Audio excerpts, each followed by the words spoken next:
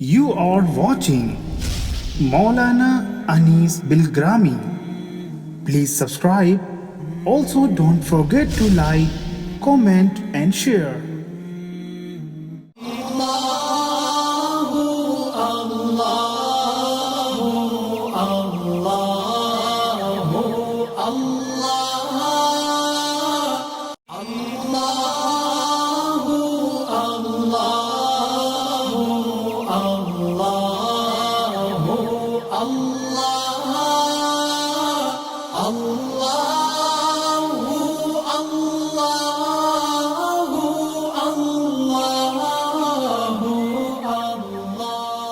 बिस्मिल्लाहिर्रहमानिर्रहीम।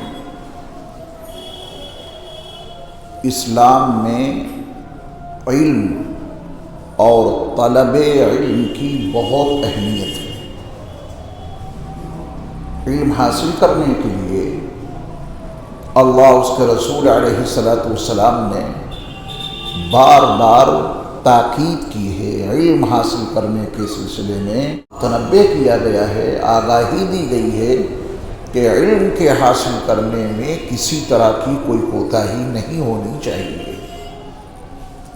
तलब इल्म के लिए अहादीस मुबारका में बड़े फ़ज़ाइल मज़कूर हैं। कुरान और हदीस में इल्म हासिल करने के ताल्लुक़ से बड़ी हिदायत मौजूद हैं। आज के दर्स में कुरान मजीद की एक आयत के हवाले से कुछ अहम और ज़रूरी बातें आपकी खिदमत में पेश करनी हैं। हमारे अल्लाह का हम सब के लिए हुक्म है, फ़स्अलू अहल ज़िक्र इन कुन्तुम ला तालमून। इस आयत में बुनियादी तौर पर तीन चीज़ों का तज़किरा है। तीन बातें बड़ी अहमियत के साथ इस आयत में अल्लाह ताला ने बयान की हैं। एक अहम बात तो ये है, इन कुन्तुम ला तालमून, अगर तुम्हें किसी चीज़ का इल्म नहीं है। एक बात तो ये है, अगर इल्म नहीं है तो काम क्या करना है? काम करना ये है कि फ़स्अलू, पूछ लो। जो बात मालूम नहीं है उसके बारे में सवाल कर लो। जो इल्म नहीं है वो इल्म हासिल कर लो।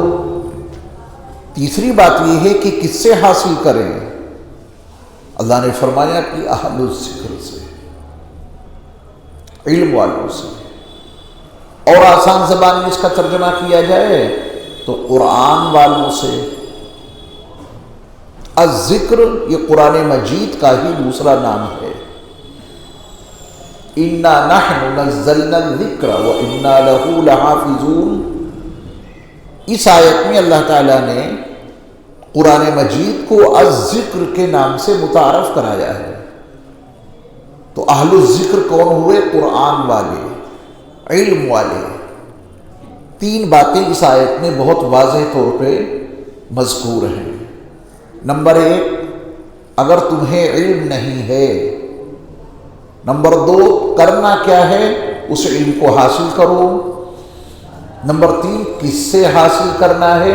इल्म वालों से। उलमा ने लिखा है कि इंसान जब अपने बारे में ये यकीन बना लेता है कि मुझे मालूम नहीं, यहीं से उसके इल्म की इब्तिदा होती है। जिस आदमी ने अपने बारे में ये तसव्वुर कायम कर लिया कि मुझे हर चीज़ मालूम है, ये एहसास उसको तलबे इल्म से महरूम कर देगा। अपने बारे में अगर ये फैसला कर लिया कि मुझे हर चीज़ मालूम है, तलबे इल्म का एहसास ही ख़त्म हो जाएगा। फिर वो बंदा इल्म हासिल करने के लिए कोई कदम नहीं बढ़ा सकता। इल्म वही लोग हासिल करते हैं जिनके अंदर ये एहसास है कि मुझे इल्म नहीं। अपनी लाइल्मी का एहसास जब इल्म के हासिल करने के लिए, तलब इल्म के लिए आगे बढ़ाए, तो फिर इल्म हासिल करने के मवाक़े और ज़राए तलाश करने में वो लग जाएगा। मुझे इल्म हासिल करना है, अपने इल्म में इजाफा करना है, سوال یہ ہے کہ علم کہاں سے مل سکتا ہے؟ تو قرآن حکیم نے واضح کر دیا کہ تم اپنے علم کی طلب کو اہل علم سے پوری کرو، اہل علم کے پاس جاؤ اور ان سے پوچھو، تمہارا سوال ہوگا، ان کا جواب ہوگا، تمہارے علم میں اضافہ ہو جائے گا، اور سوال اور جواب کے ذریعہ سے جو علم حاصل ہوتا ہے وہ بڑا پختہ اور مضبوط ہوتا ہے۔ ایک موقع پر رسول اکرم صلی اللہ علیہ وسلم کی بارگاہ میں جبریل امین انسانی شکل میں آئے تھے۔ جتنے صحابہ اس وقت نبی صلی اللہ علیہ وسلم کی خدمت میں حاضر تھے، ان میں سے کسی ایک صحابی نے بھی ان کو جبریل تصور نہیں کیا۔ تمام صحابہ نے ان کو انسان ہی سمجھا تھا۔ یہ بات الگ ہے کہ انسان سمجھنے میں تعجب بہت ہو رہا تھا۔ آنے والا مسافر ہے، باہر سے آیا ہے، یہ انسان مدینہ منورہ کا باشندہ نہیں، آس پاس میں اس کا کوئی گھر نہیں۔ اگر یہ انسان مدینے کا باشندہ ہوتا تو لوگ اس کو جانتے، آس پاس میں اس کا گھر ہوتا تو لوگ اسے پہچانتے۔ آنے والا شخص بالکل اجنبی ہے۔ صحابہ کے تعجب میں اضافہ اس وجہ سے ہو گیا کہ آیا باہر سے ہے یہ بندہ، لیکن پورے وجود پر سفر کے آثار نمایاں نہیں ہیں۔ اگر یہ باہر سے آیا ہے تو کپڑے اتنے سفید کیوں ہیں؟ اگر یہ باہر سے آیا ہے تو یہ بال اتنے کالے کیوں ہیں؟ اس زمانے میں گھوڑوں سے، اونٹوں سے، خچروں سے، گدھوں کے ذریعہ سے سفر کیا جاتا تھا، یا پیدل تیز و تند ہوائیں، وہاں مٹی کے ذرات، ریت کے ذرات وہ انسان کے کپڑوں کو بھی متاثر کر دیتے تھے۔ بالوں پر، چہرے پر خاصی دھول جم جاتی تھی مسافر کے، اور وہی اس کے کپڑوں کی گندگی اور چہرے پہ گرد و غبار اور بالوں پر دھول، یہ اس کے باہر سے آنے کی علامت ہوتی تھی۔ تو صحابہ کو تعجب اس بات پر ہوا کہ یہ شخص باہر سے آیا ہے، کپڑے بالکل سفید، بال بالکل کالے، پورے وجود پر کہیں سے کہیں تک سفر کے آثار نمایاں نہیں ہیں۔ بس صحابہ کو تعجب تو ہوا، لیکن یہ نہیں معلوم تھا کہ جبریل امین ہے۔ اور جب وہ جبریل امین انسانی شکل میں رسول مکرم صلی اللہ علیہ وسلم کی خدمت میں حاضر ہوئے، بڑی بے تکلفی سے آگے بڑھ کر اپنے گھٹنے میرے مصطفیٰ کے گھٹنوں سے جوڑ دیے، ملا دیے، اپنے ہاتھوں کو اپنی رانوں پہ رکھ کے باادب ہو کر 4 سوال کیے۔ یہ جبریل سوال کر رہے ہیں انسانی شکل میں آ کر۔ فَاسْأَلُوا أَهْلَ الذِّكْرِ کو سمجھانے کے لیے میں نے اس حدیث کا سہارا لیا ہے۔ صحابہ کے تعجب میں اضافہ اس بات پر بھی ہوا، یہ کیسا بے تکلف آدمی ہے، جیسے بڑی پرانی جان پہچان ہو، اپنے گھٹنے نبی کے گھٹنوں سے ملا دیے۔ صحابہ کی تو ہمت نہیں ہوتی تھی کہ نبی کی نگاہوں میں نگاہ ڈال کے بات کریں، صحابہ کی ہمت نہیں ہوتی تھی کہ نبی مکرم صلی اللہ علیہ وسلم کی نظروں سے اپنی نظریں ملائیں۔ میرے مصطفیٰ کے جاہ و جلال اور عظمت و رفعت کا یہ عالم تھا۔ یہ کیسا بے تکلف انسان ہے، اتنا قریب آ کے بیٹھ گیا۔ جبریل امین نے 4 سوال کیے۔ نمبر 1، اسلام کیا ہے؟ کبھی ہم نے کسی عالم دین کے پاس جا کر کبھی پوچھا کہ حضرت یہ بتا دیجئے کہ اسلام کیا ہے؟ کبھی کسی سے پوچھا؟ جبریل تو پوچھ رہے ہیں نبی سے اسلام کیا ہے۔ سوال یہ ہے کہ ہم نے آج تک کسی عالم دین کے پاس جا کر جو نبی کے وارث ہیں ان سے کیوں نہیں پوچھا کہ حضرت ہمیں بتائیے اسلام کیا ہے؟ اس کا مطلب یہ ہے کہ ہمارے اندر علم کی طلب ہی نہیں، ہم نے کبھی اسلام کے حوالے سے اپنے آپ کو ناواقف مانا ہی نہیں، بس تصور یہ بنا لیا ہے کہ ہمیں ہر چیز آتی ہے، اور ثنا سنی جائے تو وہ صحیح نہیں، دعائے قنوت سنی جائے تو وہ یاد نہیں، اور ذوم کا عالم یہ ہے کہ ہمیں سب کچھ آتا ہے۔ اسی غلط احساس نے امت کو تباہ کر کے رکھ دیا۔ اللہ ہمیں شعور عطا فرمائے۔ ہم نے کیوں نہیں کسی عالم دین سے اور وارث نبی سے یہ پوچھا کہ اسلام کیا ہے؟ حضرت ہمیں بتائیے۔ آپ پوچھتے تو وہ نبی کے وارث آپ کو ضرور بتاتے کہ اسلام کیا ہے۔ نہ پوچھنے کا نتیجہ بڑا ہلاکت خیز نکلا۔ اسلام علماء سے نہ پوچھنے اور علماء کے ذریعہ اسلام کو نہ جاننے کا نتیجہ نہایت بھیانک نکلا۔ جس عمل کا اسلام سے کہیں تک کوئی تعلق نہیں، امت نے اس عمل کو اسلام کا عمل مان لیا۔ اللہ ہم سب کی حفاظت فرمائے۔ اس عمل کا اسلام سے کوئی تعلق نہیں، لیکن یہ امت اس کو اسلام کا بنیادی رکن مانے بیٹھی ہے۔ یہ بگاڑ یہیں سے پیدا ہوا کہ ہم نے کبھی انبیاء کے وارثین سے، علماء سے اسلام کو جاننے کی کوشش نہیں کی، اہل الذکر سے نہیں سمجھا اسلام۔ رسول اللہ صلی اللہ علیہ وسلم نے جبریل امین کے اس سوال کا جواب دیا، اسلام کیا ہے؟ میں وہ حدیث تو آج نہیں سنا سکتا کیونکہ وقت کی قلت ہے، میں سوال آج سناؤں گا آپ کو، پھر کسی دوسرے موقع پر یہ پوری حدیث آپ کو سنا دوں گا انشاءاللہ۔ دوسرا سوال انہوں نے یہ کیا کہ یا رسول اللہ ایمان کیا ہے؟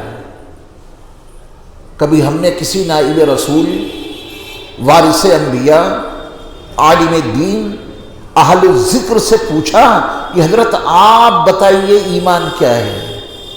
نہیں پوچھا۔ نتیجہ اس کا بھی بڑا بھیانک اور ہلاکت خیز نکلا۔ ایمان کا صحیح تعارف نہ ہونے کے نتیجے میں امت نے ایمانیات میں وہ باتیں شامل کر دیں جن کا ایمان سے کوئی تعلق نہیں۔ ایمان کی پختگی اور ایمان کی مضبوطی کا معیار الگ بنا دیا قرآن سے ہٹ کر۔ ایک مثال دیتا ہوں کہ صاحب اگر آپ کا ایمان مضبوط ہے تو بجلی کے تار پکڑ کے دکھائیے، اللہ آپ کو بچاتے ہیں نہیں بچاتے ہیں، ایمان مضبوط ہے نہیں مضبوط ہے، یہ تار پکڑ کے دکھا دو کہ ہم تو نہیں پکڑتے، بولے تمہارا ایمان ہی مضبوط نہیں۔ امت اس نہج پر آ چکی ہے۔ یہ ایمان کو آج بجلی کے تار پڑوا کے دیکھیں گے کہ یہ ایمان پختہ ہے، ایمان مضبوط ہے یا ایمان کمزور ہے۔ ایمان کو بڑھانے کے نئے نئے نسخے، باطل باتیں اسلام میں داخل کر دی گئی، اس سے ایمان بڑھتا ہے، اس سے ایمان بڑھتا ہے۔ اور قرآن بتاتا ہے وَإِذَا تُلِيَتْ عَلَيْهِمْ آيَاتُهُ زَادَتْهُمْ ایمانا۔ ایمان قرآن کی آیتوں کی تلاوت کرنے سے اور قرآن کی تلاوت سننے سے بڑھتا ہے۔ یہ قرآن بتا رہا ہے۔ امت نے ایمانیات میں نہ جانے کن چیزوں کو شامل کر دیا۔ ایمان کیا ہے؟ رسول مقبول صلی اللہ علیہ وسلم نے سائل کو جواب دیا اور بتایا کہ ایمان کی حقیقت یہ ہے۔ انسانی شکل میں ہے، ابھی کسی کو نہیں معلوم کہ جبریل پوچھ رہے ہیں۔ صحابہ کا تصور، صحابہ کا تخیل یہی ہے کہ ہے کوئی مسافر بیچارہ جسے نہیں معلوم کہ اسلام کسے کہتے ہیں، یہ بندہ کوئی باہر سے آیا ہے، اس کو نہیں معلوم کہ یہ ایمان کسے کہتے ہیں، تبھی پوچھ رہا ہے۔ لیکن سوال کے بعد جب میرے مصطفیٰ صلی اللہ علیہ وسلم نے اسلام کا تعارف کرایا تو اس مسافر نے، اس سائل نے کہا کہ سچ کہا آپ نے۔ تو صحابہ کہتے ہیں کہ ہمارے تعجب میں اور اضافہ ہو گیا۔ سوال کر رہا ہے، اس کا مطلب معلوم نہیں، اور جب نبی علیہ السلام نے اس کے سوال کا اسے جواب دیا تو یہ بندہ کہہ رہا ہے کہ سچ کہا آپ نے، پتا چل رہا ہے کہ اسے پہلے سے معلوم ہے، پوچھ بھی رہا ہے، تصدیق بھی کر رہا ہے۔ اب ان کے تعجب میں اضافہ ہوتا جا رہا ہے۔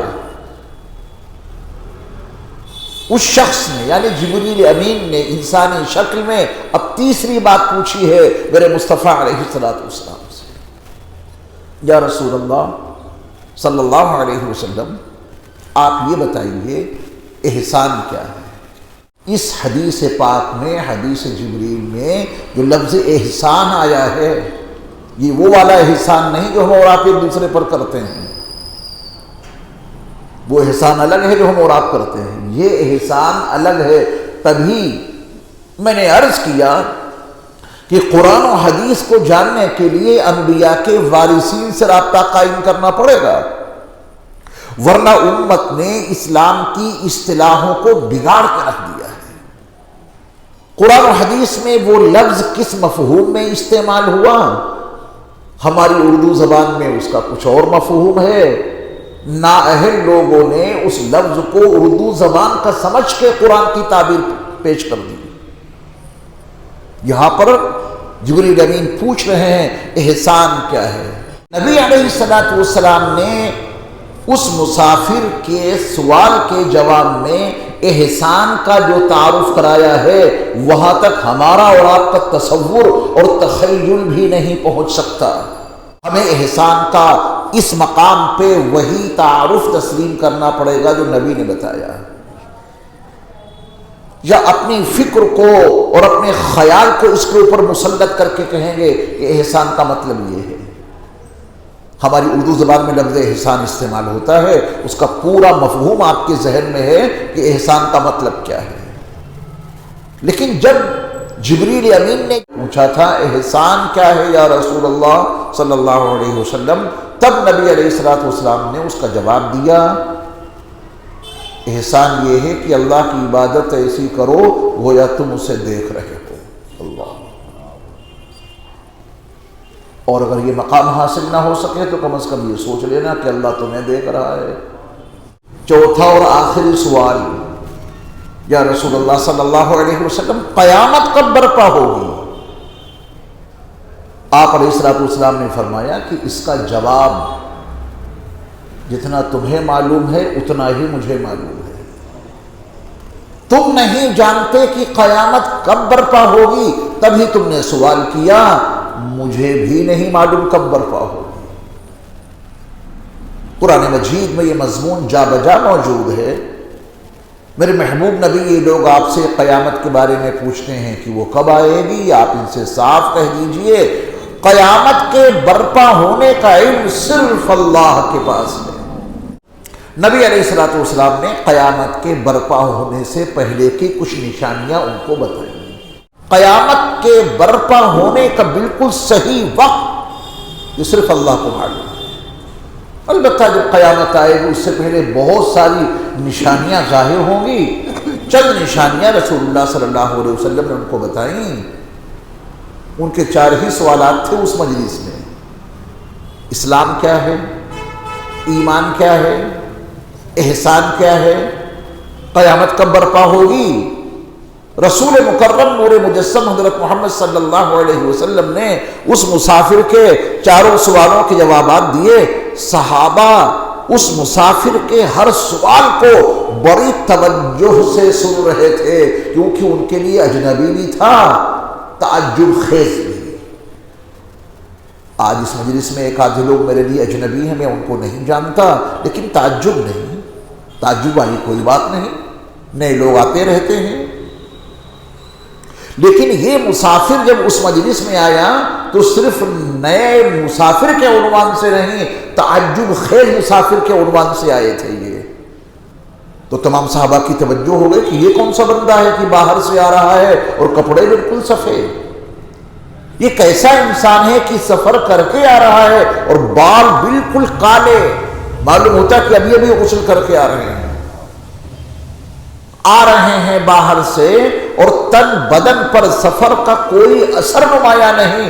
یہیں سے ان کے تعجب میں اضافہ ہوا، تعجب خیز حالت میں صحابہ مبتلا ہو گئے، اور میرے اللہ کو منظور یہی تھا۔ انسان اس کی بات کہاں توجہ سے سنتا ہے جس کی طرف توجہ ہی نہ ہو۔ توجہ دی آپ نے؟ انسان اس کی بات کو توجہ سے کہاں سنتا ہے جس کی طرف توجہ ہی نہ ہو۔ انسان اسی کی بات غور سے سنتا ہے جس کی طرف توجہ ہوتی ہے۔ اللہ نے جبریل کو انسانی شکل میں اس حالت میں بھیجا اس لیے کہ جتنے صحابہ میرے مصطفیٰ کی خدمت میں موجود ہیں، ہر صحابی کی نظر ان کے اوپر جل جائے کہ آنے والا بڑا عجیب ہے، تبھی ان کے سوال کو توجہ سے سنیں گے اور تبھی میرے مصطفیٰ کے جواب کو توجہ سے سنیں گے۔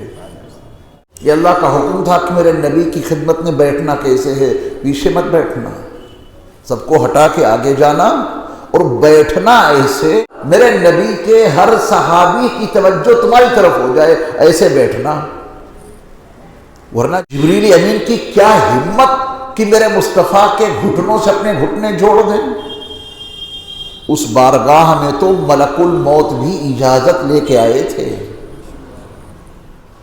جو ایسے بیٹھے ہیں، میرے اللہ کی طرف سے حکم تھا کہ جا کے ایسے بیٹھنا تاکہ تمام صحابہ کی توجہ ہو جائے۔ تو جبریل امین حکم الہی کے مطابق آئے، نبی صلی اللہ علیہ وسلم کے گھٹنوں سے اپنے گھٹنے ملا دیے۔ سوال کرو پھر کہو کہ سچ کہا، تاکہ صحابہ کے تعجب میں اور اضافہ ہو جائے۔ صحابہ اتنے متوجہ ہو گئے کہ جو بندہ آیا ہے دیکھتے ہیں کرتا کیا ہے، اسلام کیا ہے۔ تمام صحابہ نے پوری توجہ سے سنا، میرے مصطفیٰ کے جواب کو اور زیادہ توجہ سے سنا۔ ایمان کیا ہے؟ صحابہ نے اس سوال کو پوری توجہ سے سنا، نبی صلی اللہ علیہ وسلم کے جواب کو اور زیادہ توجہ سے سنا۔ احسان کیا ہے؟ صحابہ بہت توجہ سے اس شخص کی باتوں کو سن رہے ہیں، سوالات کو اور نبی کے جوابات کو۔ قیامت کب برپا ہوگی؟ نبی صلی اللہ علیہ وسلم نے اس کی جو علامتیں بتائیں، صحابہ نے اس کو پوری توجہ سے سنا۔ حضرت عمر رضی اللہ تعالیٰ عنہ اس حدیث کرا لی ہے۔ سوال پورے ہو گئے آنے والے مسافر کے، جواب مکمل ہو گئے امام الانبیاء سرور کائنات صلی اللہ علیہ وسلم کے۔ وہ مسافر اٹھا اور چلا گیا۔ سوالات کیے ہیں جبریل امین نے، اور یہ آیت جو آج کے درس میں نے پڑھی ہے اس میں بھی سوال کرنے اور پوچھنے کا آرڈر ہے ہمارے اور آپ کے لیے۔ فَاسْأَلُوا، تم بھی جبریل کی سنت کو اپناؤ۔ جیسے جبریل امین نے اللہ کے نبی صلی اللہ علیہ وسلم سے سوالات کیے تھے، تم بھی قرآن والوں سے، علم والوں سے سوالات کر لیا کرو، پوچھ لیا کرو اگر تم نہیں جانتے ہو۔ میں نے عرض کیا کہ اس آیت میں جو 3 اہم باتیں ہیں، ان کنتم لا تعلمون، اگر تم نہیں جانتے ہو۔ ہر آدمی اپنے بارے میں بہت واقف ہوتا ہے کہ مجھے کس شعبے کا علم ہے اور کس شعبے کا نہیں ہے۔ جس شعبے کا علم نہیں ہے بس احساس ہو جائے کہ مجھے یہ معلوم نہیں ہے، یہی طلب علم پیدا کرے گا، اور یہ انسان اسی احساس کے نتیجے میں اس علم کو حاصل کرے گا۔ امت کے اندر سے یہ احساس ختم ہو گیا، اور ایسا ختم ہوا، آپ یقین جانیے کسی مسجد میں آپ چلے جائیں اور حضرت امام صاحب سے ملاقات کر کے یہ پوچھیں، حضرت آپ کو اس مسجد میں امامت اور خطابت کے فرائض انجام دیتے ہوئے کتنا عرصہ ہو گیا؟ بہت ممکن ہے کہ وہ امام صاحب آپ کو بتائیں 40 سال، 20 سال، 30 سال، 10 سال۔ پھر ان سے پوچھئے کہ اتنے طویل ترین عرصے میں آپ کے مقتدیوں میں سے کسی مقتدی سے آپ کو طلب علم کا احساس ہوا کہ آپ کے یہ مقتدی علم کے طلبگار ہوں؟ کبھی انہوں نے آپ سے وضو کرنے کا طریقہ سیکھنے کے لیے کوئی گزارش کی کہ امام صاحب مجھے وضو ہی سکھا دیجئے؟ آپ کے مقتدیوں میں سے کسی مقتدی نے کبھی آپ سے یہ خواہش ظاہر کی کہ امام صاحب مجھے نماز ہی سکھا دیجئے؟ تو امام صاحب کا جواب یہ ہوگا کہ اس 40 سال کے عرصے میں ایسی طلب لے کہ میرے پاس تو کوئی نہیں آیا، بس جمعے کے خطبے میں جو کچھ ہم سنا دیتے ہیں زبردستی وہ سن لیتے ہیں، طلب انہیں بالکل نہیں ہے۔ اور طلب کے لیے ہی قرآن نے کہا کہ فَاسْأَلُوا، یہ تمہاری ذمہ داری ہے کہ طلب علم کا جذبہ لے کر تم خود پوچھو۔ پوچھتے کیوں نہیں ہو؟ معلوم کیوں نہیں کرتے ہو؟ اگر تمہیں معلوم نہیں ہے، اگر تمہیں علم نہیں ہے تو خود جا کر پوچھو، علم کی طلب کے ساتھ، علم کی طلب کے ساتھ پھر جو پوچھو گے وہ دل نشین ہو جائے گا۔ وہ طلب سے ملا ہے نا، وہ جذبے سے ملا ہے نا۔ امام صاحب کھڑے ہو گئے، انہوں نے بیان کر دیا، کوئی کچھ سوچ رہا ہے، کوئی سو رہا ہے، کوئی یہاں وہاں دیکھ رہا ہے، اسے علم حاصل نہیں ہوتا ہے۔ پوچھو، سوال کرو، طلب علم کے ساتھ میں جو علم حاصل کرو گے اس میں برکت ہوگی، اس میں تحفظ ہوگا، علم محفوظ رہے گا، عمل کی بھی توفیق ہوگی، کیونکہ طلب ہے نا۔ آج امت کو جتنا بھی علم دین مل رہا ہے، تھوڑا بہت جو بھی ہے، بیانوں کے ذریعہ سے، خطبات کے ذریعہ سے، وہ میں اپنے الفاظ میں کہوں کہ زبردستی آپ پر تھوپا جا رہا ہے۔ آپ نے طلب کہا ہے، طلب ہو تو آپ سوال لے کر کے آئیں، پوچھیں کہ صاحب ہمیں یہ سکھائیے اور یہ سمجھائیے۔ الحکمت ضالۃ المؤمن، حکمت یہ مومن کا گم شدہ مال ہے، جہاں سے بھی اسے ملے لے لینا چاہیے۔ اللہ اکبر۔ یہ حدیث ترمذی میں اور ابن ماجہ میں موجود ہے۔ سند کے لحاظ سے بے شک محدثین نے اس پہ کلام کیا ہے، علماء اسماء والرجال نے کلام کیا ہے، لیکن ساتھ میں یہ فیصلہ بھی لکھ دیا کہ مفہوم کے لحاظ سے یہ حدیث صحیح ہے۔ سندن کچھ کمزوری ہے لیکن مفہوم کے لحاظ سے بالکل صحیح ہے۔ الحکمت ضالۃ المؤمن، حکمت مومن کا گم شدہ مال ہے، جہاں بھی ملے وہاں سے وہ لے لے۔ آپ کے پاس گھڑی ہے، گھڑی کھو گئی، مل نہیں رہی، دل کی کیفیت دیکھنا کیا ہوتی ہے۔ چشمہ کہیں غائب ہو جائے، کھو جائے، نہ ملے، دل کی کیفیت کیا ہوتی ہے۔ اپنی اپنی کیفیت دیکھیں جو ہماری چیزیں ہیں۔ حکمت نہیں ہے، کوئی احساس ہی نہیں، اپنے پاس حکمت کی کوئی بات نہیں ہے، کوئی احساس نہیں۔ موبائل گم ہو جائے تو دل پریشان، اور حکمت ہم سے ضائع ہے، کوئی احساس نہیں۔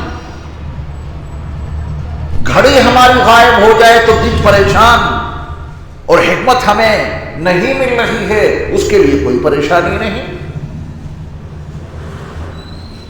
میرے ایمان والے بھائیوں، یہ علم اور حکمت یہ ہمارا اور آپ کا کھویا ہوا سرمایہ ہے۔ آج نہیں بچا ہے امت کے پاس یہ سرمایہ، جہاں سے ملے وہاں سے لے لیا کرو۔ جہاں علماء قرآن و حدیث کے تناظر میں کوئی بات بتائیں، وہاں جا کر اسے سن لیا کرو۔ یہ کھویا ہوا سرمایہ مل رہا ہے آپ کو۔ یہ سرمایہ میں نہیں دے رہا، یہ سرمایہ اللہ اس کے رسول نے دیا ہے۔ توجہ دے رہے ہیں اس بات پر؟ جو قرآن و حدیث علماء دیتے ہیں اپنی طرف سے نہیں، یہ قرآن اور یہ حکمت اور یہ علوم کی ساری باتیں کس نے دی ہیں؟ اللہ اس کے رسول صلی اللہ علیہ وسلم نے۔ امت سے یہ سرمایہ کھو گیا ہے، امت کو یہ سرمایہ مل نہیں رہا ہے۔ اب جہاں سے ملے وہاں سے لے لو۔ یہ علماء آپ کو سرمایہ دیتے ہیں جو آپ سے کھو چکا ہے، جو اسلام کی صحیح تعبیر آپ کو دیتے ہیں جو آپ سے غائب ہے۔ اسلام کے مسائل سے آپ بالکل ناواقف ہیں، یہ علماء آپ کو آپ کا کھویا ہوا سرمایہ دے رہے ہیں اور پھر بھی لینے کو تیار نہیں۔ کریں گے کوشش انشاءاللہ۔ فَاسْأَلُوا أَهْلَ الذِّكْرِ إِن كُنتُمْ لَا تَعْلَمُونَ۔ اس آیت کے مختصر سے حصے میں کتنی اہم باتیں ہیں؟ 3۔ نمبر 1، اگر تم نہیں جانتے ہو، اور ہم بہت کچھ نہیں جانتے واقعات، یہ سب کچھ جانتے ہیں، وَفَوْقَ كُلِّ ذِي عِلْمٍ عَلِيمٍ، ہر علم والے کے اوپر ایک علم والا ہے، کبھی یہ مت کہہ دینا کہ مجھے سب کچھ معلوم ہے، یہی تمہاری جہالت کی انتہا ہوگی اگر یہ تصور بنا لیا کہ ہمیں سب کچھ معلوم ہے، ہمیں کسی عالم دین سے سیکھنے کی ضرورت کیا ہے، یہ جہالت کی انتہا ہوگی اگر یہ سوچ لیا کہ ہمیں سب کچھ معلوم ہے۔ نہیں معلوم ہے، یہ احساس ہو گیا، یہی احساس علم کی طلب پیدا کر دے گا، اور سکون اس وقت تک نہیں ملے گا جب تک اس شعبے کا وہ علم حاصل نہیں کر لو گے، سکون ہی نہیں ملے گا، کیونکہ طلب پیدا ہو گئی نا۔ جب پیاس کی حالت میں پانی کی طلب پیدا ہوتی ہے تو جب تک پانی مل نہیں جاتا سکون نہیں ملتا، بھوک کی حالت میں کھانے کی طلب ہوتی ہے تو جب تک کھانا مل نہیں جاتا جب تک سکون نہیں ملتا، ایسے ہی جب علم کی طلب پیدا ہو جائے گی، اور طلب کیسے پیدا ہوگی؟ مجھے معلوم نہیں، مجھے اس شعبے کا علم نہیں، یہ یقین بنانا پڑے گا، یہ احساس پیدا کرنا ضروری ہے کہ ہاں مجھے نہیں معلوم۔ لا علمی کا یہ احساس علم کی طلب پیدا کر دے گا، اس وقت تک سکون نہیں ملے گا جب تک کہ وہ علم حاصل نہیں کر لو گے۔ صحابہ کی شان دیکھیں، ایک ایک بات معلوم کرنے کے لیے بڑے لمبے لمبے سفر کیے ہیں۔ مدینے کے ایک صحابی نبی علیہ السلام کی ایک بات کو جاننے کے لیے مدینے سے مصر پہنچے، اللہ، اتنا طویل سفر کیا ہے صرف ایک بات جاننے کے لیے۔ عقبہ ابن عامر سے جا کے ملاقات کی کہ ہمیں معلوم ہوا ہے کہ آپ کے پاس نبی صلی اللہ علیہ وسلم کی ایک حدیث ہے، وہ حاصل کرنے کے لیے آپ کے پاس آئے۔ محدثین کی تاریخ آپ پڑھیں، ایک ایک حدیث کو جاننے کے لیے ہزار میل کا سفر کر ڈالا۔ کیوں کیا؟ علم کی طلب ہے۔ یہ پیاس کب بجھے گی؟ جب علم مل جائے گا۔ پوچھنا کس سے ہے؟ آج آپ لوگ آپس میں ہی سوالات کر لیتے ہیں اور آپس میں ہی جواب دے دیتے ہیں، عجیب معاملہ ہے۔ اہل الذکر کے پاس جاتے ہی نہیں، حاملین قرآن انبیاء کے وارثین نبی علیہ السلام کے نائبین کے پاس نہیں جاتے، آپس میں ہی سوال کر لیا اپنی سطح کے لوگوں سے، وہیں سے جواب مل گیا، بولے ٹھیک ہے۔ آپس میں ہی سوال، اس کی سمجھ میں جو آیا وہ جواب دے دیا کہ صاحب ہر مہینے نیا چاند نکلتا ہے، پرانے کہاں جاتے ہیں؟ یہ سوال کیا، دوسرے نے جواب دے دیا کہ کیا تمہیں یہ آسمان پہ ستارے نظر نہیں آتے؟ جتنے پرانے چاند ہو جاتے ہیں اللہ انہیں قطر قطر کے آسمان میں بکھیر دیتا ہے، جو یہ ستارے ہیں نا یہ پرانے چاندوں کی قطرن ہے، قطرن۔ ہاں بالکل صحیح کہا آپ نے، آج سمجھ میں آیا، اس سے پہلے ہمیں معلوم ہی نہیں تھا کہ پرانے چاندوں کو اللہ کینچی سے قطر قطر کے آسمان میں بکھیر دیتا ہے، پرانے چاندوں کی قطرن یہ ستارے ہیں، آج سمجھ میں آیا۔ کیا یہ سمجھ صحیح ہے؟ کیا یہ جواب صحیح ہے؟ لیکن ایک سطح کے لوگوں کو سمجھانے کے لیے کافی ہے، وہ بیچارہ جو نظام شمسی سے، چاند کے نظام سے، ستاروں سیاروں کہکشاؤں کے نظام سے جو واقف نہیں ہے، وہ اسی بات پر مطمئن ہو جائے گا کہ بات تو آپ کی بالکل صحیح ہے۔ اور جو کواکب ستاروں سیاروں اور کہکشاؤں کے نظام سے واقف ہے، وہ کہیں گے اس سے بڑی جہالت کی کوئی بات نہیں ہو سکتی جو یہ کہے کہ پرانے چاند کو اللہ قطر کے آسمان میں بکھیر دیتا ہے، یہ تو بڑی جہالت کی بات ہے۔ یہ جہالت کون واضح کرے گا؟ جو ستاروں سیاروں کی حقیقت سے واقف ہے، چاند کے طلوع غروب سے واقف ہے، اسے معلوم ہے کہ چاند کے اتنے حصے پہ سورج کی روشنی پڑے گی تو اتنا نظر آئے گا، اتنی پڑے گی تو اتنا نظر آئے گا، 14 کو یہ پورا نظر آ جائے گا، اس کے بعد پھر کم کم نظر آئے گا، نہ اسے کاٹا جاتا ہے نہ اسے چھیلا جاتا ہے، جتنا بڑا ہے اتنا ہی بڑا ہے۔ وہ نظر آنے کے لحاظ سے اس کی حیت بدلتی رہتی ہے سورج کی شعاعوں کی بنیاد پر. یہ تو اہل علم کی بات ہو گئی. اور اپنی سطح کے جاہلوں کی آپس میں گفتگو کیا ہو گئی کہ ہر مہینے نیا چاند نکلتا ہے پرانے کہا جاتے ہیں. سامنے والے جناب نے جواب دیا کہ اسے قطر قطر کے اللہ فضا میں بکھیر دیتا ہے، وہی تو ہیں ستارے. کہا کہ آپ نے بالکل سچ کہا. اس سطح پر یہ امت دینی علم کے سلسلے میں جی رہی ہے. یہ مثال دی ہے میں نے حقیقت کو سمجھانے کے لیے. اس لیے قرآن نے صرف اتنا نہیں کہا کہ اگر تمہیں معلوم نہیں ہے تو چاہے جہاں سے معلوم کر لو.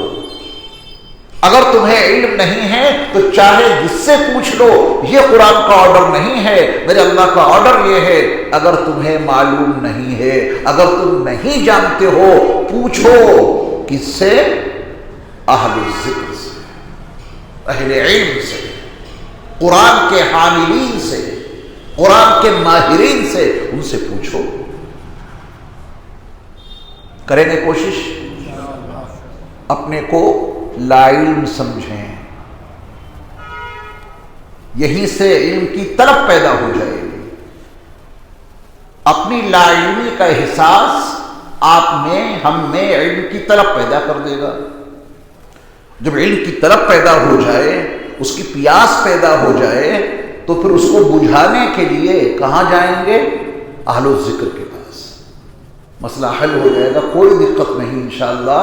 اللہ مجھے اور آپ کو عمل کی توفیق عطا فرمائے.